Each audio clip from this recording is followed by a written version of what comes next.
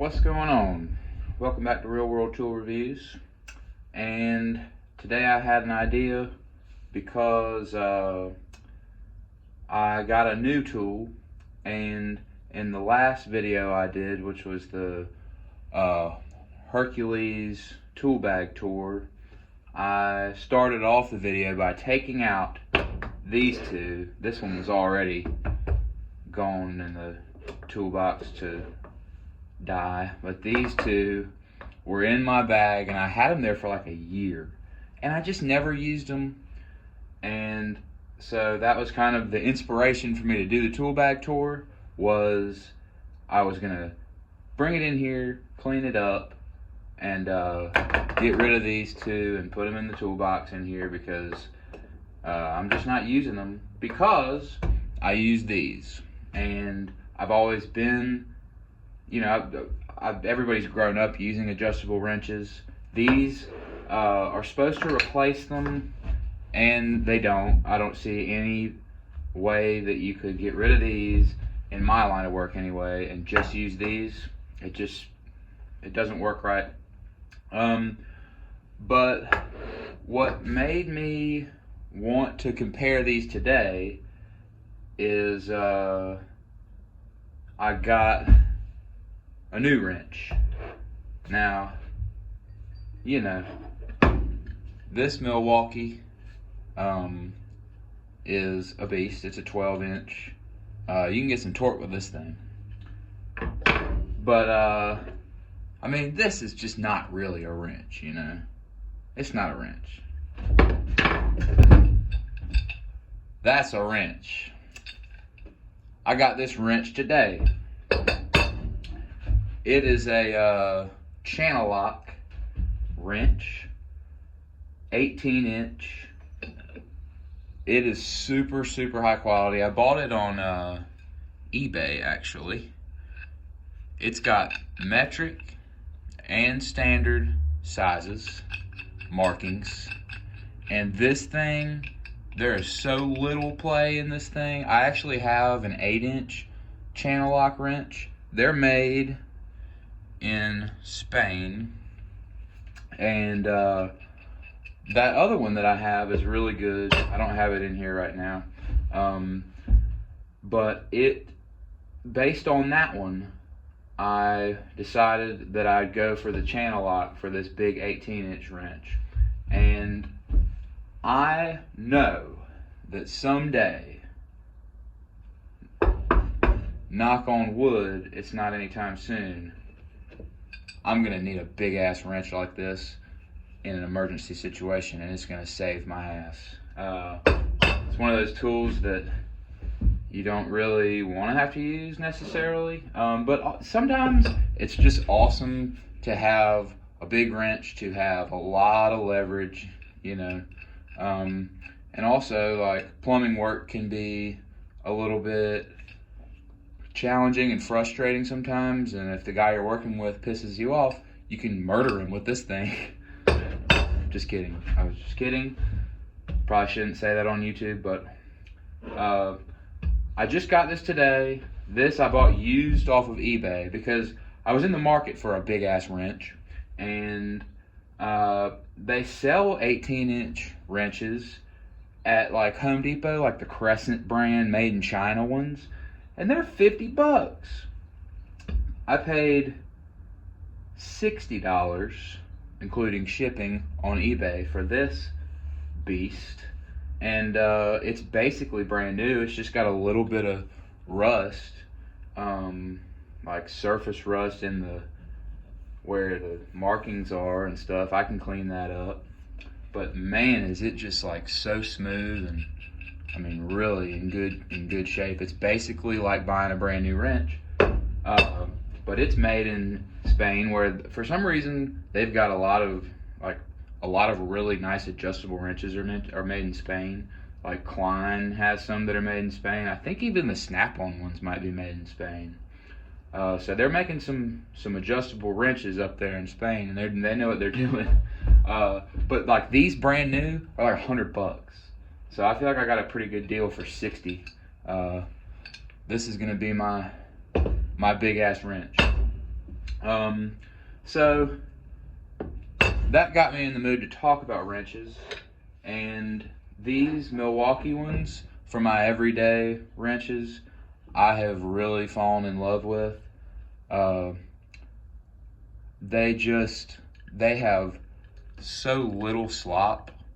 Like, like some cheap wrenches, which I have a few here to show, that I started out with. They're kind of like beater wrenches now. This is a Crescent, which Crescent's name, I don't know. It's really disappointing, the adjustable wrenches that the, founders of the adjustable wrench, or it's so-called like inventors, whatever. People call them Crescent wrenches. And this Crescent brand thing, listen to that rattle. It's like, someday when I have a son, maybe I'll give this to him when he's a baby to play with, to rattle around, because it's just useless. I mean, I hate it. I just hate this thing. It's so sloppy, and as soon as you put some torque on it, you have to readjust it. It's just, everybody has had one of these and knows what I'm talking about, and they suck. This one, same way. This one's a little better. This is an Irwin. I bought it a long time ago. I've had it for a long time.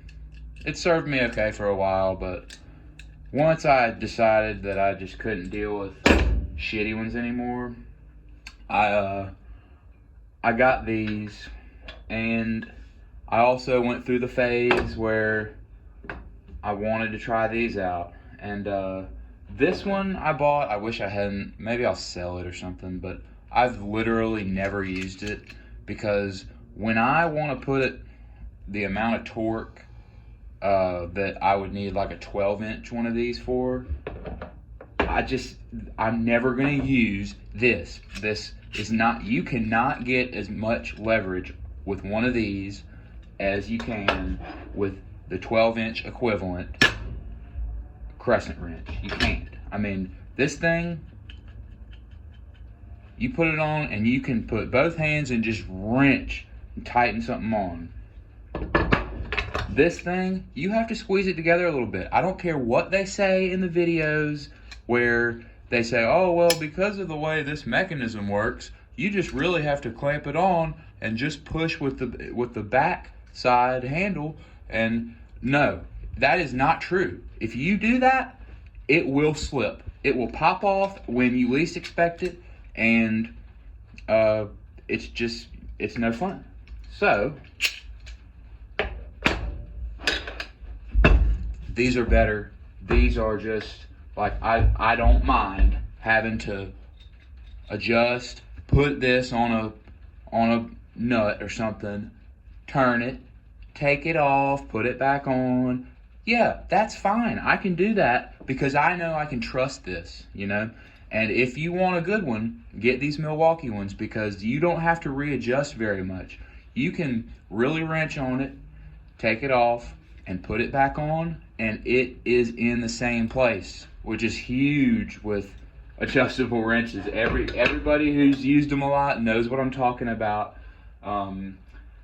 It seems like maybe it's not that big of a deal until you're like in a really awkward place, and you're twisted around like a pretzel trying to tighten something on, and you keep having to, like, with one hand pull it off and readjust it and put it back on. So if you have one that doesn't do that, it really, really will reduce your stress level. So that's why I love these Milwaukees. And this channel lock one is very similar to them. I mean, this is a big one, and often big wrenches have a lot more slop. But this has, like, God, just so little slop for a wrench this big. So I'm really happy with this purchase. I don't necessarily want to be using it a lot, but I guarantee you, if I'm still doing YouTube, when this thing really saves my ass one day, I will be sure to let y'all know. So I'm not saying that these Knipex pliers wrenches are not good tools.